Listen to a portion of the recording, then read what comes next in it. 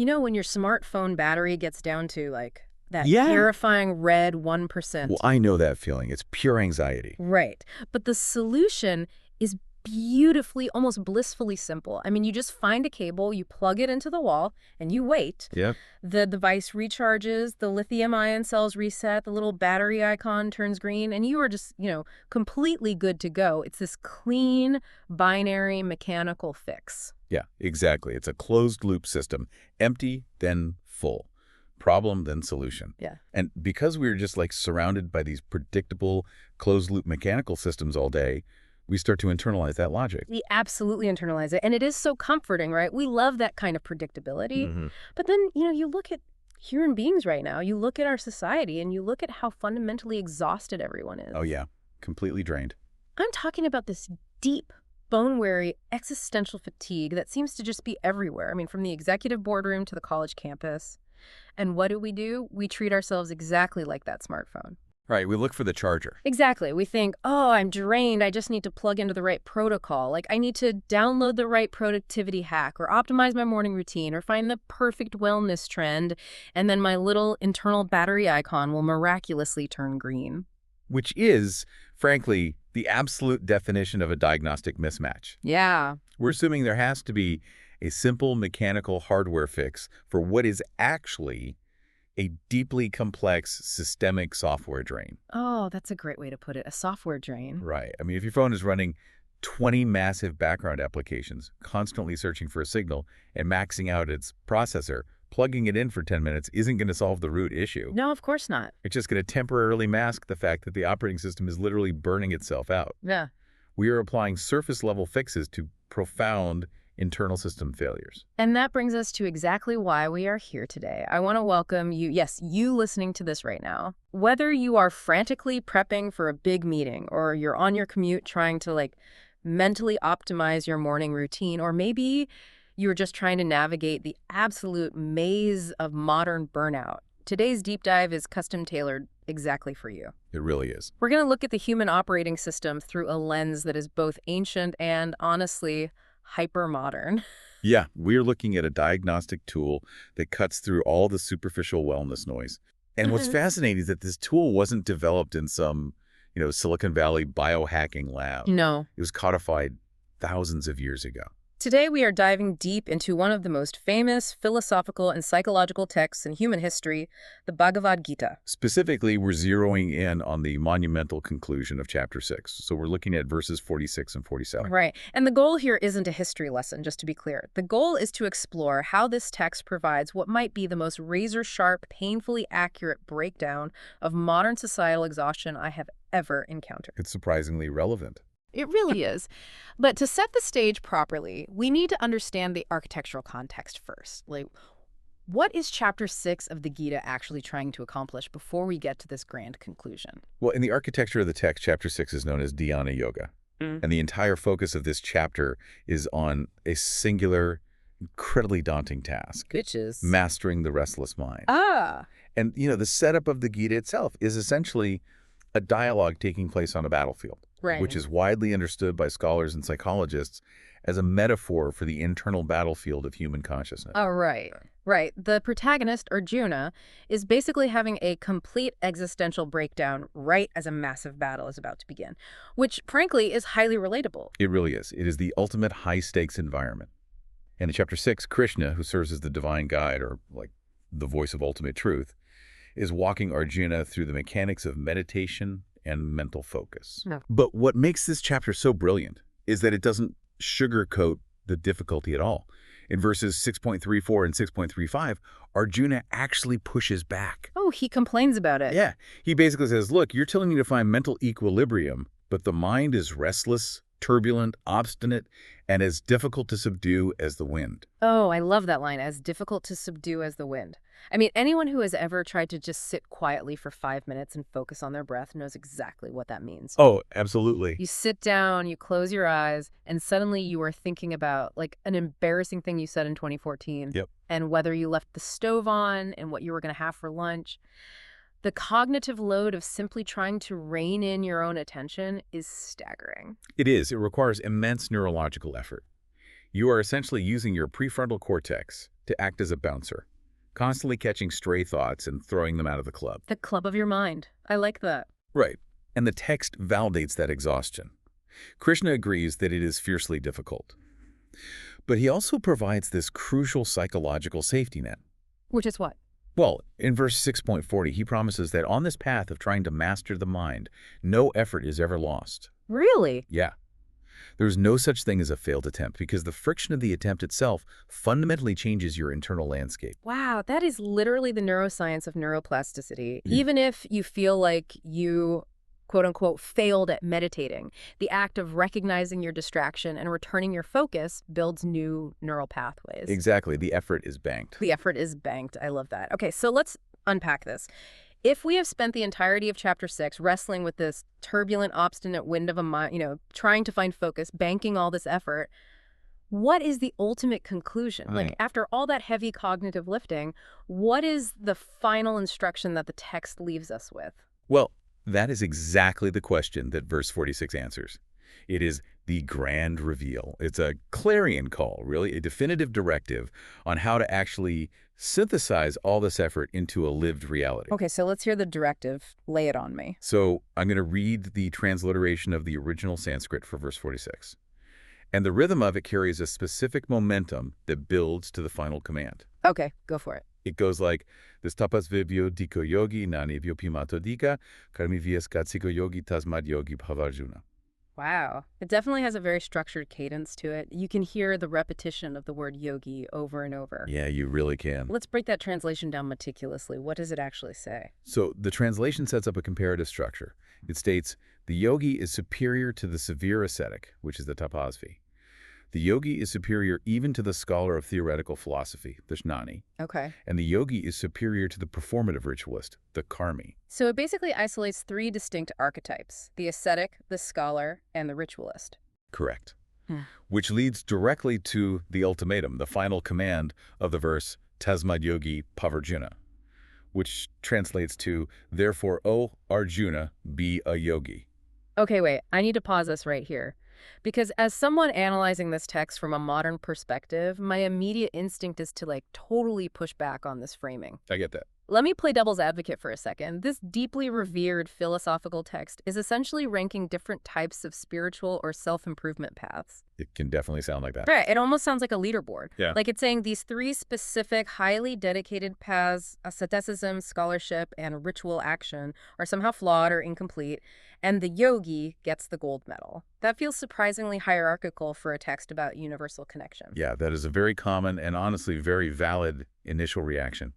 But if we dig into the underlying philosophy, it isn't so much a ranking of human worth, but a profound diagnosis of completeness versus fragmentation. Oh, completeness versus fragmentation. Right. The text isn't declaring that discipline, knowledge, or action are inherently bad. In fact, they are the vital building blocks of a functional life. But they become problematic when they're isolated. Exactly. When a person takes one of these pillars and makes it their entire identity, when they practice it in a vacuum without integration, it ceases to be a tool for liberation and becomes a trap. Wow. It becomes a dead end. The text is warning us against the human tendency to mistake a part of the process for the whole reality. Okay, that makes infinitely more sense. I mean, it's not that lifting weights is bad. It's that only lifting weights and ignoring your cardiovascular health, your diet, and your mental well-being leaves you incredibly vulnerable. Exactly. You are strong, but you're fragile. Strong but fragile. And when we map these ancient Sanskrit terms, the tapasvi, the jnani, and the karmi, onto our current culture, it is almost terrifying how perfectly they align with modern archetypes. It really is. I mean, these aren't just ancient guys in robes. These are people you interact with every single day. They are arguably the dominant archetypes of modern self-improvement culture. Totally. So let's pull these apart one by one. Starting with the first trap, the trap of physical extremes. The text calls this the tapasvi. What did that look like historically? So, in the ancient Vedic context, tapas translates to severe asceticism. Okay. The root of the word actually implies generating heat through friction or discipline. This was the practice of intense physical denial. Like fasting and stuff. Yeah, it involved putting the human body through extreme, punishing conditions to allegedly subjugate the physical form and liberate the spirit. You had ascetics fasting to the point of emaciation or, holding an arm in the air until the muscles completely atrophy. Oh my God. The underlying philosophy was essentially the body is an obstacle and I must conquer it through sheer brute force discipline. And when we translate that impulse into the modern era, the aesthetic has changed, but the underlying psychology is identical. Very much so. This is the extreme biohacker. Absolutely. The modern topography. This is so culturally pervasive right now. This is the person whose entire existence revolves around a rigid, unyielding sequence of physical optimization. Yeah. They are waking up at 4 a.m. to do 3-minute freezing cold plunges. They are adhering to severe multi-day fasting protocol. And tracking everything. Right. Tracking their sleep stages, their heart rate variability, their blood glucose levels in real time. They are constantly pushing their physical deprivation and discomfort to the absolute limits under the banner of health or optimization. And, we have to be careful here because, again, the text isn't saying that physical health or discipline is inherently wrong. Cold exposure, fasting, and discipline all have scientifically validated benefits. Sure. The problem arises in how and why it is being done. The psychological trap is that this severe physical discipline, this modern tapas, is almost always practiced completely without mental equanimity. Ah.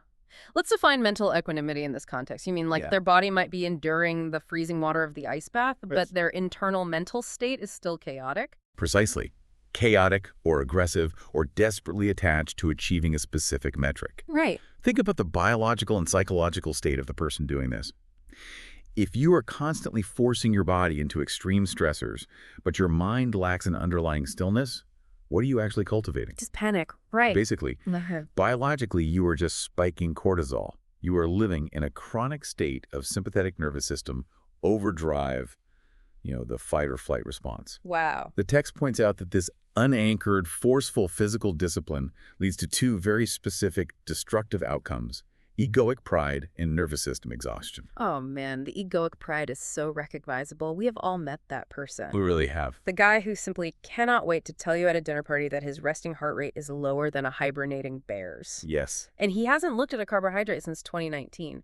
The discipline hasn't actually made him more free or more connected to humanity. It has just built a massive, impenetrable fortress of ego around him. Because his identity has become completely entangled with his ability to endure discomfort better than you can.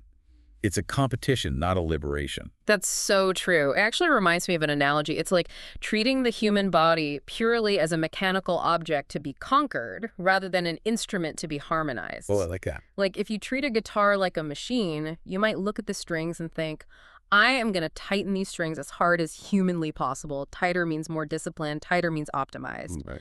But if you do that, what happens? The strings just snap. You cannot play music on a string that is wound to its absolute breaking point. The extreme biohacker who lacks mental equanimity is constantly tightening their physiological strings, mistaking that extreme tension for the goal itself. That is a phenomenal way to illustrate it. And the snapping of those strings is the nervous system exhaustion the ancient text warns about. Yeah. When someone's entire waking life becomes a drooling, mathematically calculated optimization routine, they accumulate massive allostatic load. And static load. Yeah, allostatic load is the cumulative wear and tear on biological systems from chronic stress. They might look incredibly lean on Instagram, and their biomarkers might look great on their tracking app, but internally, the system is fundamentally fried. Just fried. The effort is entirely self-contained. It is just the ego endlessly wrestling with the body. It's a closed loop of stress. So if forcing the body to comply fails because it lacks mental stillness and just leads to exhaustion, my immediate modern instinct would be to stop moving entirely. Right? I'd think, okay, the physical route is a trap. I just need to sit down and study the mind. I need to understand the theory. Does the text advocate for that pivot? Well, that pivot is exactly what the text addresses next, and it labels it as the second trap. It moves from the extreme of the body to the extreme of the intellect. The text calls this archetype the jnani. The scholar of theoretical philosophy. Yes. In the ancient world, this was the person who retreated to the ashram to memorize the scriptures. They could debate the finest, most granular points of metaphysical philosophy. They knew all the complex Sanskrit definitions of spiritual liberation. They focused entirely on jnana, which translates to knowledge or cognition. And the contemporary equivalent maps perfectly to the armchair academic. Right. Or the armchair intellectual. Exactly. This is the person who accumulates endless psychology books. They listen to like 5 different dense neuroscience podcasts a week. We might know a few of those. Hey, we might be a few of those. But they know all the trivia about the amygdala, the prefrontal cortex, and dopamine pathways. And they absolutely love to philosophize about human behavior at coffee shops. Which naturally leads to a bit of cognitive dissonance for us, right? It totally does, because I'm sitting here thinking, isn't knowledge an objectively good thing? I mean, Yeah. we are literally recording a deep dive, analyzing philosophical texts and modern psychology right now. True. We are actively distributing knowledge. Why on earth is the Gita warning us against being a scholar? How does acquiring knowledge become a trap? It's a really crucial distinction. The text is not warning against the acquisition of knowledge itself. It is warning against intellectual accumulation without lived embodiment. Okay. It is the trap of epistemology without ontology. Knowing about a thing without actually being the thing. Unpack that for me. Lived embodiment. Let's look at the neuroscience of learning. There is a difference between explicit memory and implicit memory. Right. Explicit memory is your ability to recall facts like reading a textbook on how a bicycle works. You can memorize the physics of the pedals, the gear ratios, the gyroscopic balance of the wheels. Sure. But implicit memory is the actual motor skill and subconscious processing required to get on the bicycle and ride it without falling over. Ah. The armchair academic hoards explicit knowledge, but entirely lacks implicit practice. Oh, wow. It's the difference between memorizing all the psychological theories of emotional regulation and actually practicing emotional regulation when a coworker throws you under the bus in a meeting. Precisely.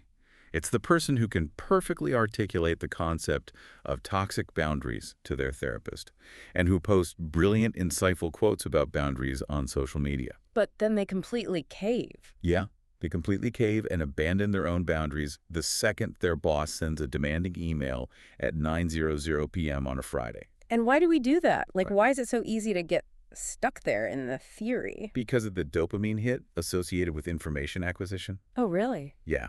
When you understand a complex concept intellectually, it triggers a reward center in your brain. You feel a sudden sense of clarity and mastery. You feel like, I finally get it. I understand my childhood trauma, therefore I have solved the problem. Wow. The brain confuses the biochemical reward of understanding the problem with the actual hard work of changing the behavior. That is terrifyingly accurate. You haven't actually changed your internal reactions or your default neurological pathways at all? Not a bit. You are just carrying around a heavier backpack full of sophisticated concepts. You have all the vocabulary of growth, but absolutely none of the fruit. You become philosophically rich, but practically entirely stuck. And you suffer from a sort of intellectual inflation. You mistake the menu for the meal. Oh, the menu for the meal. Right. You read the menu, you memorize the exotic ingredients, you aggressively critique the chef's choices to your friends, but you never actually eat the food. You are starving to death while surrounded by beautiful descriptions of nourishment. You know, that is almost sadder than the biohacker. It kind of is. Because at least the extreme biohacker is taking action in the physical world, even if it's exhausting them. The armchair academic is just sitting perfectly still, trapped in a labyrinth of their own mind, endlessly rearranging concepts but never stepping out into the arena. Exactly. Okay, so the physical route fails. The purely intellectual route fails. If the body is exhausted and the mind gets stuck in theory, my next logical step in the modern world is to just get to work. Is do something. Right. I need to take action. I need to hustle, execute, and build something real. And that instinct leads us directly into the third archetype in verse 46. The trap of the karmi. The performative ritualist. What did that look like in the context of the Gita? So in ancient Vedic society, the karmi was the person relying entirely on karma, which in this specific textual context means action, works, or prescribed rituals. Okay. This was the person meticulously performing every religious duty, making all the exact ceremonial offerings. But here's the key. They were doing it primarily to ensure a specific transactional result. They performed the ritual to get rain for their crops, or to ensure prosperity, or to guarantee a good position in the afterlife. So they were essentially treating the universe like a giant vending machine. Basically, yes. I put in the correct currency of ritual action, and I expect the desired outcome to drop into the tray. Exactly. It was nonstop action, perfectly executed, but entirely tethered to an expectation. And when we bring that into the 21st century, the translation is just painfully accurate. This is the unconscious hustle. Oh, yeah. This is the modern workaholic. It is the person chasing endless productivity metrics, crushing their quarterly goals, answering emails at 11:00 p.m., and optimizing their calendar down to the 5-minute block. It is the culture of perpetual, frantic motion. Okay. But to understand why it's a trap, we have to look at the motivation beneath the motion. Okay.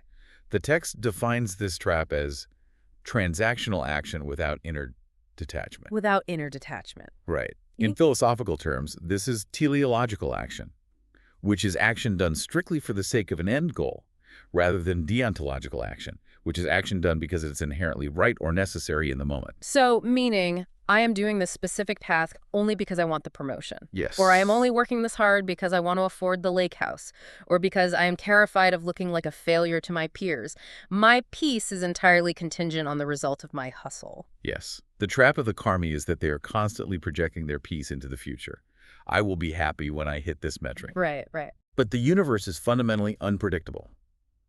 It is governed by entropy. You can hustle perfectly, execute your strategy flawlessly, and a global pandemic can wipe out your industry overnight. Yeah. If your psychological stability was entirely tethered to the outcome of your hustle, your stability is destroyed. Which explains the biological consequence the text warns about. What happens to the body when you live like that? Total systemic burnout.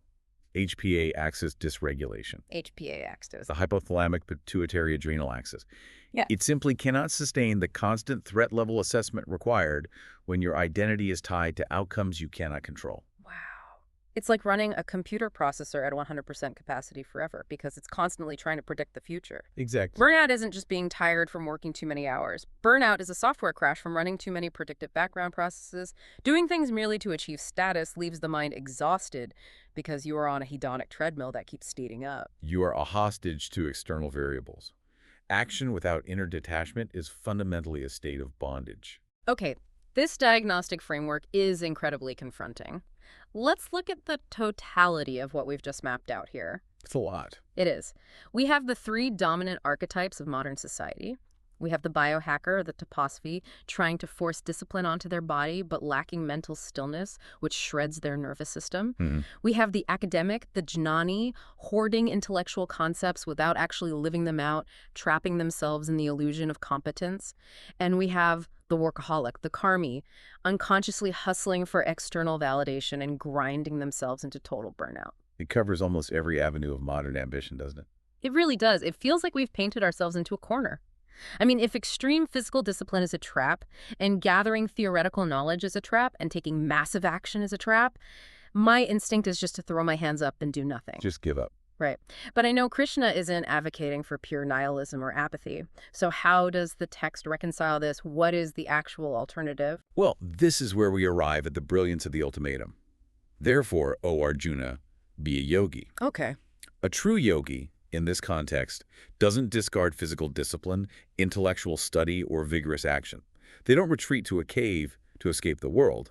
Instead, they operate through a synthesis. A synthesis. Think of it like Hegelian dialectic, taking the thesis and antithesis and elevating them to a higher synthesis. The yogi integrates the absolute best parts of all 3 paths while systematically removing the ego-driven traps. Integration. Okay, how does that actually function in practice? The formula for this synthesis is combining physical discipline, which grants vitality and resilience, with intellectual clarity, which provides perspective and understanding, and selfless action, which creates purpose and societal contribution. So all 3. All 3. But the linchpin, the psychological glue that holds this triad together without it falling into the previous traps, is a concept called upekkha, or samatvam, which translates to profound present-moment equanimity. Equanimity. The ability to remain mentally calm, balanced, and present, regardless of external chaos or internal impulses. Yes. Let's look at how equanimity biologically and psychologically transforms those 3 actions. Let's do it. If you engage in physical discipline with equanimity, you don't develop egoic pride. You view your physical body as a vehicle to care for, not a weapon to wield against others. Wow. You have the discipline to push through a tough workout, but you also have the steamus to listen to your joints and rest when you are injured, because you aren't driven by an egoic need to conquer the biometric data. That makes perfect sense. It's discipline in service of freedom rather than discipline in service of the ego. Exactly. And if you have intellectual clarity with equanimity, Then you bypass the illusion of the armchair academic. yeah, You aren't desperately hoarding facts to feel intellectually superior or safe. You learn what you need. And because your mind is still, you possess the operational bandwidth to actually apply it. You can notice your heart rate rising in that stressful meeting, recall the psychological theory of emotional regulation, and in real time, change your behavior. Your explicit knowledge becomes implicit lived embodiment. that is so powerful. And finally, applying equanimity to the workaholic trap. This is perhaps the most powerful transformation. If you act with equanimity, you practice what the Gita calls karma yoga, selfless action. Selfless action. You still build the company, you still raise the children, you still innovate, but you do it without the frantic, desperate attachment to the final result. You are completely engaged in the craftsmanship of the present moment, but totally detached from the anxiety of the ultimate outcome. There is a massive neurobiological shift there, isn't there? When you are totally engaged in the present moment without worrying about the future result, you enter what modern psychology calls a flow state. Exactly. In a flow state, you experience transient hypofrontality. Meaning? The parts of the prefrontal cortex responsible for self-criticism, time perception, and ego completely quiet down. The default mode network, which generates that constant, anxious inner monologue, shuts off. Wow. You perform at your absolute peak because you aren't wasting biological energy worrying about the future. Okay, I have to say, that sounds like the ultimate human operating system. It really does. I mean, a person who is perfectly balanced, they have mastered their body without ego, they have mastered their mind without getting stuck in theory, they execute powerfully in the world without burning out because they are in a constant flow state. That is the absolute undeniable peak of human achievement. Right. We have solved the human condition. Chapter over. Roll the credits. We can all go home. You would certainly think so. And for a massive number of practitioners and commentators, arriving at that state of perfect integrated self-mastery is considered the absolute finish line of human development. But Chapter 6 has one final massive plot twist. The grand finale. Let's get into verse 47. Because just as I am sitting here thinking, okay, perfect balance, flow state, self-mastery, I just need to optimize my equanimity, Krishna pulls the rug entirely out from under the reader. He really does. He redefines the ultimate state of existence. He does. Verse 47 is the true culmination of the chapter. Let me read the Sanskrit for this one, and I want you to listen to how the tone shifts. It is less rigid. Okay, I'm listening. Yoginama papi sarve sammadgatenantaratmana saradavan fajati yoma samyukta tamomata. Yeah, it is softer. The cadence is totally different. And the meaning shifts dramatically. Here's the exact translation, and of all yogis, meaning even out of all those perfectly balanced, highly integrated flow state practitioners we just talked about. Oh, wow. The highest, the Yuktatama, is the one with full faith Saradhavan, whose innermost consciousness is anchored in the universal intelligence Madgatena Antar Atmana, and who devotes themselves in loving awareness Pajat. Okay, wow. That is a massive structural paradigm shift for the text. It retroactively changes the context of everything that came before it. It really does, because for the entirety of Chapter 6, up to verse 46, we have been talking exclusively about self-effort. Yes. We've been talking about the grinding techniques of the yogi, pulling the obstinate mind back, mastering the breath, balancing the intellect, disciplining the body, acting with detachment. It is entirely about what I can do to fix myself, my willpower, my discipline, my synthesis. Exactly. And suddenly, in the very last breath of the chapter, the text pivots away from self-effort and introduces loving connection. It is the profound shift from technique to surrender. The text is making a very nuanced point here. Technique is absolutely necessary. All that self-effort to build equanimity, to regulate the nervous system is powerful and required, but technique only takes you to the threshold of the door. And what takes you across the threshold? Devotion, loving awareness. The word sraddha is often translated as faith, but in the Sanskrit root, it implies a deep, abiding trust. A deep trust. Right. The text draws a line between technique-based meditation, which is the intense laser-like focus, the rigorous breath control and meditation that has reached its absolute zenith. According to verse 47, consciousness reaches its highest peak only when it is infused with reverence, heart-centered love, and deep surrender. I have to be honest. As someone who lives in a hyper-competitive, modern Western society, the word surrender immediately triggers my defenses. Of course. I mean, it sounds a lot like giving up. If I just drop my attachments, stop relying on my discipline, and surrender to the universe, won't I lose my edge? Doesn't my life just fall apart? Isn't this just advocating for passivity? That is the exact fear the ego has when confronted with this verse. But surrender, in this context, is not passivity. It is not lying down and letting life run you over. Okay, then what is it? Surrender here is the release of the illusion of total control. It is the realization that you cannot technique your way to ultimate peace. You cannot life hack your way to enlightenment. At some point, the ego, even a perfectly balanced, highly disciplined, totally integrated ego, has to recognize its own limitations and yield to something larger than itself. Let's ground this in science. Because terms like loving connection and surrender can sound overly mystical, and I want to make sure we understand the actual mechanics of what this verse is proposing. Sure. If we look at the shift from the disciplined yogi to the surrendered, devoted yogi through the lens of modern neuroscience and psychology, what is actually happening in the brain and the body? It is the biological contrast between top-down cognitive self-regulation and bottom-up heart-centered coherence. Okay, top-down cognitive regulation, Yeah. that is the prefrontal cortex doing the heavy lifting. Yeah. Exactly. When you are relying solely on technique and discipline, even the beautiful integrated discipline of verse 46, you are essentially using your brain's executive function to suppress your amygdala. You are saying, I am feeling anxious, but I will use my willpower, my equanimity, and my breathing techniques to force my nervous system into a calm state. It works. It is a vital, necessary skill. But it requires constant, active metabolic effort. Because there's still a subtle underlying friction. You are still, on some level, fighting yourself, and eventually you experience ego depletion. The prefrontal cortex gets tired. Precisely. Willpower is a finite biological resource. But when practice is fueled by sraddha, that deep, profound trust and loving awareness mentioned in verse 47, the entire biological mechanism changes. Oh, so? You shift from top-down control to bottom-up regulation. When you move into a state of loving surrender, the nervous system stops fighting entirely.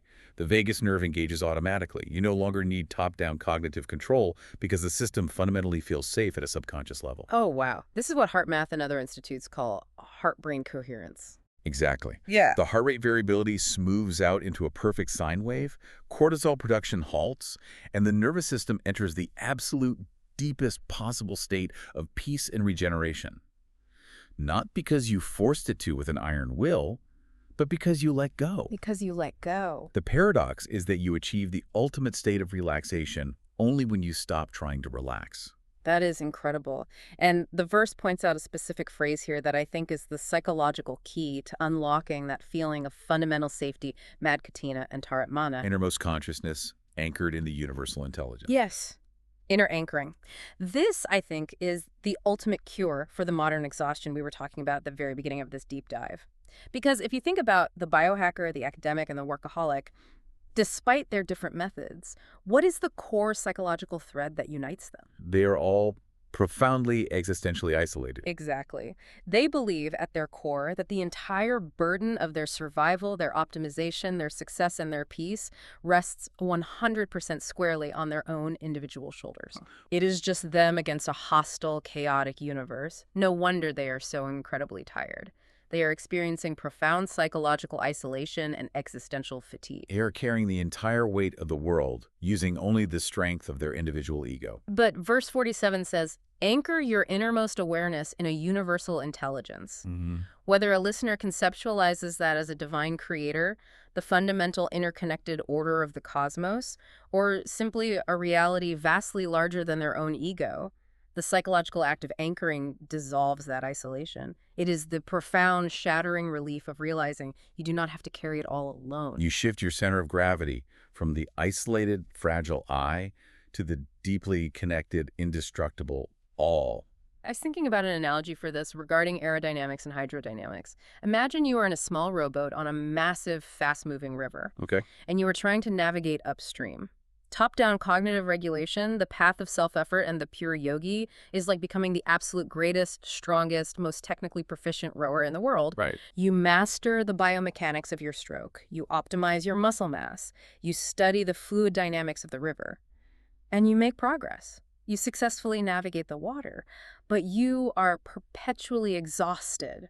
Every single inch of forward momentum is a fight against the current, generated entirely by your own burning muscles. Because you are relying entirely on closed-loop, self-generated power. Right.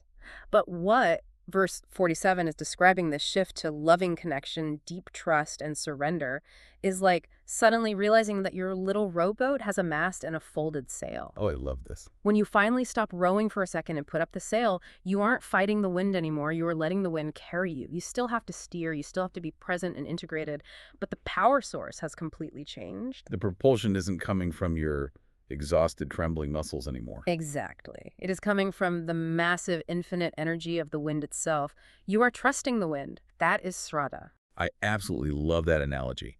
It perfectly captures the essence of Yuktitama, the highest state of being, the technique, the discipline, the intellect. They build the boat, they carve the rudder, and they raise the sail. But the devotion, the surrender, that is what catches the wind. Wow. And this brings us to the architectural brilliance of where this exact verse is placed within the broader text. Yes, the transition from chapter 6 into the rest of the Gita. Placing this specific verse right here is a philosophical masterstroke. Up until this exact moment, the text has been heavily focused on individual effort, meditation techniques, and mastering the internal landscape of the mind. Right. But verse 47 acts as a grand bridge. It takes the practitioner who has just maxed out their individual capabilities and reached the limits of their ego and leads them directly out of self-effort and into the devotional and metaphysical revelations that dominate the rest of the book. It sets up the next act perfectly. Chapter 7 is known as Jnana Vijnana Yoga, which translates roughly to the knowledge and wisdom of the infinite reality. It is the shift from epistemology to ontology. Exactly. Chapter 6 essentially says, master your mind, find your balance, and then surrender your ego to the infinite. And then chapter 7 opens the door to actually exploring what that infinite reality is. Yeah. It reveals that everything learned in chapter 6, all the intense discipline, the rigorous study, the detached action, was essentially just preparation. It was just the process of clearing the static off the radio dial so you could finally tune in and hear the music of the universe. Wow. Okay, if we step back and look at the massive picture we've painted today, we started by looking at a modern society full of deeply exhausted people treating themselves like broken machines with empty batteries. We examine the specific traps we fall into when we try to forcefully fix ourselves, the harsh physical denial and egoic pride of the biohacker, the intellectual hoarding and behavioral paralysis of the armchair academic, and the frantic, outcome-obsessed hustle of the workaholic. We saw how those fragmented paths lead inevitably to ego, illusion, and profound physiological burnout. And then we found the antidote in the integrated practitioner, the true yogi, who balances body, mind, and action with a present moment flow state equanimity. But we didn't stop there. We learned that even perfect technique is only the threshold. Right. If we connect this all back to the bigger picture, the core takeaway for you, the listener, is this. The ultimate cure for our modern, fragmented, exhausted hustle culture isn't just better time management. Yeah. It isn't finding a harder discipline or a colder ice bath. It isn't reading one more self-help book.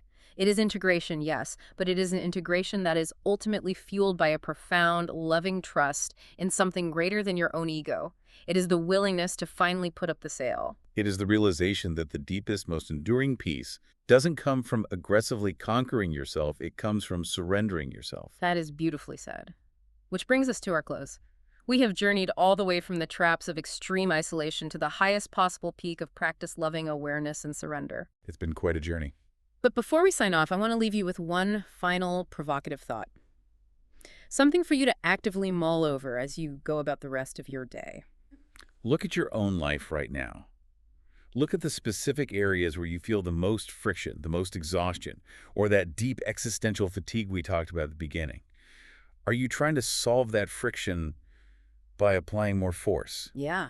Are you doubling down on extreme physical discipline, trying to accumulate more intellectual knowledge to feel safe, or just working harder and faster to outrun the anxiety? Ask yourself, what would happen if, instead of applying more force, you applied a little bit of Sraddha? What would happen if you applied a bit of deep, trusting surrender? What if you stopped trying to pour premium fuel into a completely exhausted system and instead just trusted the wind for a moment? It's a terrifying thought for the ego because it requires giving up the illusion of control, but it might just be the exact thing that actually recharges you.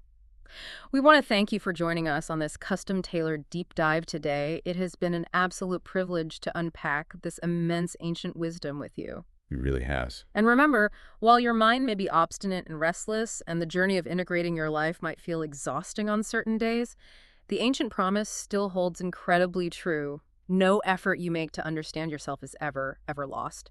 Take a breath, put up a sail, and we will see you next time.